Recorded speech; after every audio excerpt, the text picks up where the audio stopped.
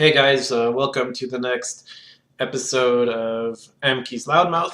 And this time around, I want to talk to you guys about the Asian scene um, and kind of compare it to the North American scene. I think it's the most valid comparison we can make, and it's really the only comparison we can make, really, with how a scene grows, because Europe has always been at the top of CSGO, really. I mean, even at the very beginnings with NIP and Fairy games. So the only scene we've really seen grow are the Americas, and I kind of think as, South America and North America together there. So I'm going to use them to compare them to the Asian scene and where I think is going to be in the future. And to use that, I'll use, the 2014 iBuyPower Complexity Cloud9 teams and compare it to where the NA scene is today. And then using that to talk about, Asia now compared to NA 2014 and Asia in the future compared to NA now. So let's just, hop right into it. We are seeing that Asian teams are starting to achieve more on the international scene as they attend tournaments more often. So recently, we saw Tyloo at DreamHack Malmo, which I think was the most notable achievement of any Asian team in a very long time. I'm not sure if ever. I actually didn't take a look at that, but even the qualifications and the attendance of teams such as like CyberZen, Mongols, and through my research like Legacy Esports, although they're not as known right now, even these teams attending any event at all is very good for the Asian scene, and we just haven't seen that in the past. I mean, there was this big block of time where there were no Asian teams at all present. And talking about that, there still aren't very many Asian teams present at events if you take a look at them, if you take a look at, what's been going on recently. Still, it's much better than it was. I also think we should start thinking about Asia and Australia and, Southeast Asia as one region, kind of analogous to North America and South America where, Luminosity, okay, NA, Luminosity, Tempo Storm, same. So I think we should do same with, this Renegades team and put them in one pool with Tyloo and Inch King and CyberZen and all these other Asian teams that are around, because maybe the Asian scene will kind of if they grow as a larger community, I think they can hold these larger tournaments that will allow them to really, on a more often basis, that will allow them to get as many good teams as possible to practice against. And I think that's very important. That's something that NA did. We saw NA explode as well, when, Luminosity moved over to North America. They started playing much better as they were, first of all, boot camping, but second of all, the other teams in North America really grew because of Luminosity's presence. So getting into this NA example, I want to use North America 2014. I think these are the golden years that we've seen so far from North America. And this is, talking about mainly this famous, infamous iBuyPower lineup of 2014. It had a few, there were a few changes. There's the earlier one without Steel, then Steel joining up a little later on. But also, other than iBuyPower, we saw Complexity, which later moved to Cloud9, also growing off of that success. And so we'll, hit them up a little bit. And what were these successes?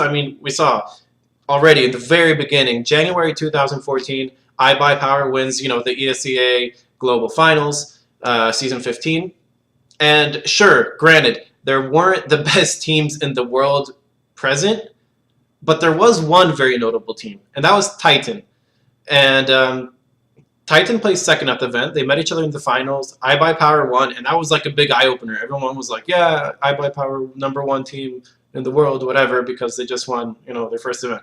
And the thing that's notable about this is that in the next tournament, the next major premier tournament, which was Fragbite Masters, Titan went on to the final to place second, and they went on to that final, and that was a stacked tournament. We saw Virtus Pro, Fnatic, LDLC back when that was a crazy lineup, Nadas Vincera, Ninjas in Pajamas. So I think that's like this first, wake up opening call already. January 2014, IBP winning ESEA Global Finals season 15. And next we started seeing tournaments come and go, but I mean, there was the one in Katowice, the major in 2014. Complexity there placed 5th to 8th, which was, the wake-up call for Complexity, that it's like, it's not only iBuyPower now, it's also Complexity. iBuyPower kind of bombed out of that tournament. It was like, everyone was then saying, it's a fluke that they placed there and whatever.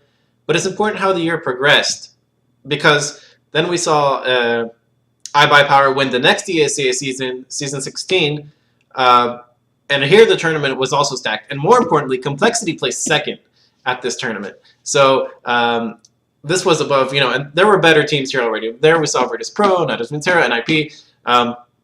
And 2014 ends up being this like year where IBP, specifically IBP, I mean Complexity, then later on Cloud9 did their own thing, and they also played well. But talking about, IBP, which was, they had an amazing year.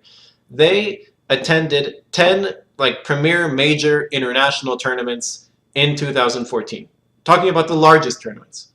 And they had podium finishes in 7 of them. I'm talking top 3 finishes against top competition. And that is amazing. That's an amazing feat. I mean, obviously we know how it ends. January 2015, NA match fixing, team's dead. So the importance of this is that, like, why did I mention all of these results and whatever? The importance is that IBP did a few things for the NA scene as a whole. It put NA on the map. That's one thing. Sponsors, organizations, supporting other teams and whatever. But also the players themselves. And I'm not talking about the IBP players. I'm talking about the other NA players outside of IBP, or maybe also Complexity Cloud9. They saw that these results are in their reach. I mean, they're playing IBP every day in NA, and they're taking maps off them, possibly winning their matches. These are, they're good friends. I mean, they've been playing for years and years together against, these IBP guys. So they can see that it's in their grasp. They're close. So, they're growing because of this as well. And also playing with, this newly experienced, internationally experienced IBP team. And that really opened the road for, this Cloud9 Complexity team. And I'm naming them as one because they were first Complexity, then Cloud9 they moved to Cloud9. So that's why. But we see NA now. And where is North America right now? And to be honest, not in the best spot, really. I mean, sure, there was the match fixing scandal, and that is a big part, I believe, why they're not where they should be. Because think about if IBP was like actively playing with like a similar lineup that they had in 2014. I mean, that could be a monster team. Really, it could. But it's not. Whatever. I mean, let's leave that where it is because we have what is now. So the NA scene still is in a much better place than it was pre-2014. However, I think without a doubt, we can't even say it's anywhere close to the European scene. And it's been 2 full years since 2014, since those amazing successes. And I think that's important to keep in mind when thinking of the Asian scene and Tyloo's recent results. What we have seen grow is the amount of sponsors in North America, and American CS is, I think, growing immensely, and it's also very far ahead of the Asian scene. And especially now that we see all these European teams heading on over to North America for CEVO. Well, now CEVO's is in Europe, but I mean ESEA, CEVO in the past, MLG Major, DreamHack Montreal, right? I mean, they're heading over to NA for these tournaments that are growing, that are being held by the largest leagues in the world. So NA is in a much better spot, and it's gonna grow so much once these European teams start showing up there on a regular basis, and these other smaller NA teams, the biggest ones, but the ones we haven't been really seeing, start playing these EU teams on a more regular basis. It's gonna grow. I mean, no doubt about it. How much? We'll see. And that's why I want to talk about like Asia now. It's because okay, the Asian results in most recent events are nowhere near the North American results in 2014. Nowhere. I mean, IBP won big events. They beat top teams on a regular basis. Cloud9, whatever, let's call them Cloud9, also beat top teams quite often. And okay, what did we see? So let's go over the Asian events that we saw with the Asian teams, and I'll help myself a little bit here as I bring it up. From November 2015, I believe. So let's say November, December, March. November, December, January, February, March, April. So 6 months, half a year. In this past half a year, we saw only 4 tournaments where Asian teams even were in attendance. And that is not a good number for the growth of the Asian scene.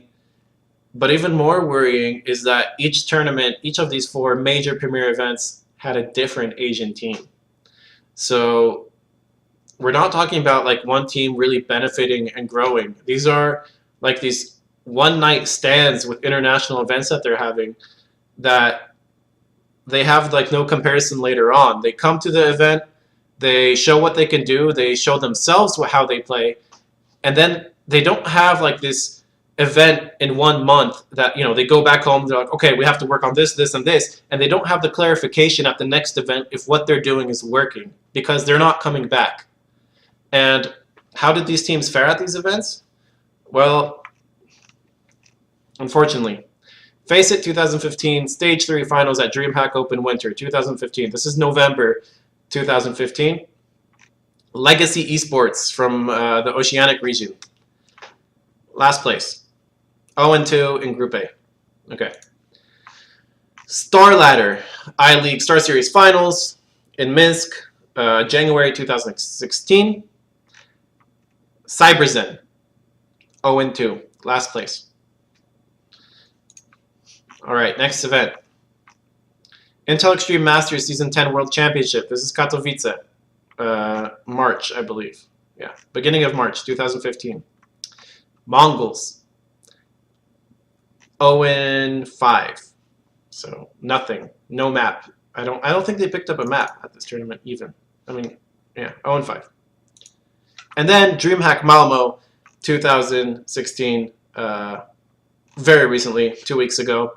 Tyloo, 2-1. They get out of their group, very difficult group, Luminosity and Team Liquid, and they lose to the quarterfinals against Navi, who were on great form. They reached the finals. No embarrassment there. 5th to 8th. Now, as I said, this is nowhere near NA results in 2014, and look where NA is now. Granted, match-fixing scandal, but I mean, still. And I'm not saying NA is like in a horrible spot, and I'm not Thorin here to, you know, like being pissed at NA for whatever reason, but still, we have to kind of calm down with the way we're treating the Asian scene. Tyloo put up a great result. That shows amazing potential. It really does, and I want Asian CS to succeed just as much as anyone else could possibly want. However, for them to succeed, they have Tyloo. I'm talking about Tyloo here because they're the team that shows the most potential at the moment. They have to come back, and they have to compete in these events on a regular basis because they have to have that clarification that once they go home and they analyze their matches and they practice their tactics, that what they're doing is working. And they have to compare it to how they did, last month and the next month and the next month. And you can only do that at official competitions on a LAN-like setting where there's pressure, where there's fans, where you're a little tired or you're less, whatever. There's a lot of factors that go into play. So only Tyloo has put up a good result in the most recent events, and they have to grow on this for Asian CS to grow. If they don't, then we're going to see another team come over in 4 months and whatever, and they're not going to have any comparison. And because of this, the Asian scene is going to grow slower than what we saw in NA 2014 happen. And it's already been 2 years. NA teams aren't winning the biggest events like iBuyPower was.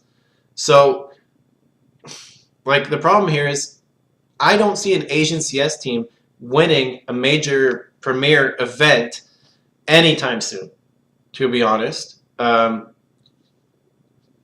for them to even think about winning, like within the next year or 2 years, they have to be present at these events. And it's simple as that. So I want to like kind of bring this to your attention that while Tyloo put up a great result, and while we could be seeing another top team on the horizon, it doesn't exactly look like that historically from what we've seen in the past, and what we're seeing from Asian scenes in general not attending events is that it probably won't be anytime soon until an Asian team wins one of those big events. I did go over what they have to do, and I strongly stand by that, firmly stand by that. I think, you know, it's very possible, especially with their work ethic in other esports. But in the next year, we're not going to see an Asian team winning huge events. So, thanks for watching my video. If you do enjoy my videos and you want to learn about my future videos, please subscribe. The link is right there to subscribe. Just press it and you'll be led to the homepage of my channel, and you can press the subscribe button. I very much appreciate it. Also, I do broadcast matches live, so go to my Twitch, which is also there, and follow me on Twitch. So thanks guys very much for watching this video. I'll definitely be making more, and I'll be broadcasting matches. So if you have any constructive criticism, also let me know.